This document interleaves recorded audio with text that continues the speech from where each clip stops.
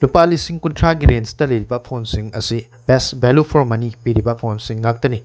Lupa lising kuntragi range da liriba phone sing asibu flagship killer hairgasu khangnari. Hairiba phone sing asida yauriba camera performance natana atopa feature sing asi flagship level leiba phone sing da sangdamnaba yaba mongda afaba feature sing pibna maram oiraga hairiba price range asida liriba phone sing asibu flagship level killer phone hainasu khangnari. Ngasigi video asida lupa lising kuntragi manungda leiba khwaidagi faba phone kharadang khangatcharaga semjaba video ni. Video asida best gaming phone, best camera phone amadi overall da performance fazanamak piradaba phone sing khara khangatcharaga semjaba video ni. Video asibu loiba fawbatang miyeng tabiyo. Ngasigi list asigi ahanbada laukachariba phone asi best gaming phone amani. Phone asi Poco F6 hairiba phone asini. Phone asi hauziki matamda lupa lising kun mangadagina kutaruk phawgi range da ubu phangli. Phone asida processor da maru oina Snapdragon 8S Generation 3 hairiba 4nm da base oiba processor asi flagship level phone sing da yauriba processor amani. Phone asida Android 14 Hyper OS na chingba yauri. LPDDR5X ki RAM, UFS 4.0 na chingba piriba phone amani. Phone asi IP certified oirba IP64 rating piriba phone amani. Phone asida 6.67 inch ki Super AMOLED display, 120Hz ki display amasung hairiba display asida HDR10 Plus ki support tauri. Phone asigi display asibu Corning Gorilla Glass Victus ki protection piri. Corning Gorilla Glass Victus hairiba asi flagship level da leiba phone sing da protection piriba makhal ki protection amani. 5000 mAh ki battery amasung 90 watt ki fast charging piri. Hairiba 90 watt ki fast charger asina 0 dagina 100% asi 35 minute ki manungda charge tawba ngami. Phone asida NFC Bluetooth version 5.4 stereo speaker na chingba yauri. Phone asigi camera da 50 megapixel gi wide angle oiba optical image stabilization support toba camera amasu yauri. 8 megapixel gi ultra wide camera amasu lagri. Hairiba phone asigi camera sing asina 4K 30 fps fawada video namba yari. Selfie ki damakta 20 megapixel gi selfie camera 1080 60 fps fawada video namba yari. Phone asida in display fingerprint sensor na chingba yauri. Masigi list asigi ani subada leiriba asina Realme 13 Pro Plus hairiba phone asini. Phone asi hausiki matamda lupa lising kuntradagi hena uba taragasu lakadoriba Flipkart amasung Amazon gi sale singda offer ga loina lupa lising kuntragi manungda soidanamaki leiba hanglagadaba phone amani. Phone asida color variant asi makal ani thokna lagri. Gold amasung green hairiba color variant sing asida uba phangani. Phone asida Snapdragon 7S Generation 2 4nm da base oiba processor asiga loinan lagni.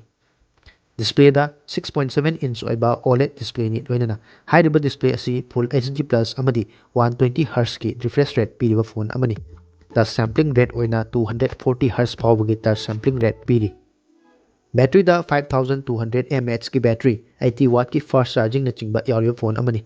Dual 5G Wi-Fi 6 Bluetooth version 5.2 dual stereo speaker dual noise cancellation Type C Realme UI 5.0 amadi Android 14 na chingba yauriba phone amani. Phone asi camera gi damaktasu tudo hendokna faraba phone amani. Phone asida 50 megapixel gi Sony LYT 600 periscope sensor oiba optical image stabilization support towa camera ama yauri. Phone asigi ani suba camera da 50 megapixel gi Sony LYT 701 oiba wide angle gi camera loinana 8 megapixel gi ultra wide camera amasu yauri. Selfie gi damakta 32 megapixel gi Sony sensor oiba selfie camera amasu yauri. Hairiba camera sing asida 4K 30 fps phawbada video namba yari. Slow motion 720p 120 fps phawbada video namba yari. Movie mode multi-view support na chingba tawraba matam asika chanaraba afaba phone amani. Hairiba phone asigi matangda adome hena khangbiringba taragadi mamangi video amadasu panjakraba phone asigi matangda Samsung Galaxy A35 amadi Realme 13 Pro Plus hairiba phone ani asigi oiba video amasu mangjawnana semjakrabani. Masigi list asigi ahum subada leiba asti lupa lising kuntra fawbgi manungda leiba khwaidagi faba best overall performance pigadaba phone amani. Phone asi Moto Edge 50 Pro hairiba phone asini. Phone asi IP68 na certified tawraba water resistant oiraba phone amani. Phone asida processor da Snapdragon 7 Generation 3 hairiba 4nm base oiba processor asiga loinana lakli. Android 14 amadi UFS 2.2 storage na chingba yauriba phone amani. Phone ꯑꯁꯤꯒꯤ ꯗꯤꯁꯄ꯭ꯂꯦꯗ 6.7 inch ꯑꯣꯏꯕ P-OLED display ꯑꯃ ꯄꯤꯔꯤ꯫ 144 Hz ꯒꯤ display, HDR10 ꯄ꯭ꯂꯁꯅꯆꯤꯡꯕ support ꯇꯧꯔꯤꯕ ꯑꯃꯗꯤ 2000 ꯅꯤꯠꯁꯀꯤ ꯕ꯭ꯔꯥꯏꯠꯅꯦꯁꯅꯆꯤꯡꯕ ꯄꯤꯔꯤꯕ phone ꯑꯃꯅꯤ꯫ Phone ꯑꯁꯤꯒꯤ ꯗꯤꯁꯄ꯭ꯂꯦ ꯑꯁꯤꯕꯨ ꯀꯣꯔꯅꯤꯡ ꯒꯣꯔꯤꯜꯂꯥ ꯒ꯭ꯂꯥꯁꯅ ꯄ꯭ꯔꯣꯇꯦꯛꯁꯟ ꯄꯤꯔꯤ꯫ ꯁ꯭ꯇꯤꯔꯤꯑꯣ ꯁ꯭ꯄꯤꯀꯔ, Bluetooth ꯚꯔꯖꯟ 5.4, NFC ꯑꯃꯗꯤ Type-C ꯗ 3.1ꯅꯆꯤꯡꯕ ꯚꯔꯖꯟ ꯌꯥꯎꯔꯤꯕ ꯐꯣꯟ ꯑꯃꯅꯤ꯫ ꯐꯣꯟ ꯑꯁꯤꯗ ꯃꯇꯝ ꯑꯁꯤꯒ ꯆꯥꯟꯅꯔꯕ ꯏꯟ-ꯗꯤꯁꯄ꯭ꯂꯦ ꯐꯤꯡꯒꯔꯄ꯭ꯔꯤꯟꯠ ꯁꯦꯟꯁꯔꯅꯆꯤꯡꯕ ꯌꯥꯎꯔꯤ꯫ ꯐꯣꯟ ꯑꯁꯤꯒꯤ ꯀꯦꯃꯦꯔꯥꯗ 50 ꯃꯦꯒꯥꯄꯤꯛꯁꯦꯜꯒꯤ ꯃꯜꯇꯤ-ꯗꯥꯏꯔꯦꯛꯁꯅꯦꯜ ꯑꯣꯏꯕ ꯂꯦꯖꯔ ꯑꯣꯇꯣ-ꯐꯣꯀꯁ ꯑꯣꯏꯕ ꯑꯣꯞꯇꯤꯀꯦꯜ ꯏꯃꯦꯖ ꯁ꯭ꯇꯦꯕꯤꯂꯥꯏꯖꯦꯁꯟ ꯁꯄꯣꯔꯠ ꯇꯧꯕ ꯀꯦꯃꯦꯔꯥ ꯑꯃꯅ ꯃꯦꯟ ꯀꯦꯃꯦꯔꯥ ꯑꯣꯏꯅ ꯌꯥꯎꯔꯤ꯫ ꯐꯣꯟ ꯑꯁꯤꯒꯤ ꯑꯅꯤꯁꯨꯕ ꯀꯦꯃꯦꯔꯥꯗ 10 ꯃꯦꯒꯥꯄꯤꯛꯁꯦꯜꯒꯤ telephoto optical image stabilisation support ꯇꯧꯕ ꯀꯦꯃꯦꯔꯥ ꯑꯃꯁꯨ ꯌꯥꯎꯔꯤ꯫ ꯍꯥꯏꯔꯤꯕ ꯀꯦꯃꯦꯔꯥ ꯑꯁꯤꯒꯤ ꯃꯇꯦꯡꯅ 3x ꯑꯣꯞꯇꯤꯀꯦꯜ ꯖꯨꯝ ꯐꯥꯎꯕ ꯇꯧꯕ ꯌꯥꯔꯤ꯫ ꯂꯣꯏꯅꯅ 13 ꯃꯦꯒꯥꯄꯤꯛꯁꯦꯜꯒꯤ ꯑꯜꯇ꯭ꯔꯥ-ꯋꯥꯏꯗ ꯀꯦꯃꯦꯔꯥ ꯑꯣꯏꯕ 120 ꯗꯤꯒ꯭ꯔꯤ ꯐꯥꯎꯕ ꯐꯣꯇꯣ ꯀꯥꯞꯄ ꯌꯥꯕ ꯀꯦꯃꯦꯔꯥ ꯑꯃꯅ ꯑꯍꯨꯝꯁꯨꯕ ꯀꯦꯃꯦꯔꯥ ꯑꯣꯏꯅ ꯌꯥꯎꯔꯤ꯫ ꯐꯣꯟ ꯑꯁꯤꯒꯤ ꯁꯦꯜꯐꯤ ꯀꯦꯃꯦꯔꯥꯗ 50 ꯃꯦꯒꯥꯄꯤꯛꯁꯦꯜꯒꯤ ꯁꯦꯜꯐꯤ ꯀꯦꯃꯦꯔꯥꯅ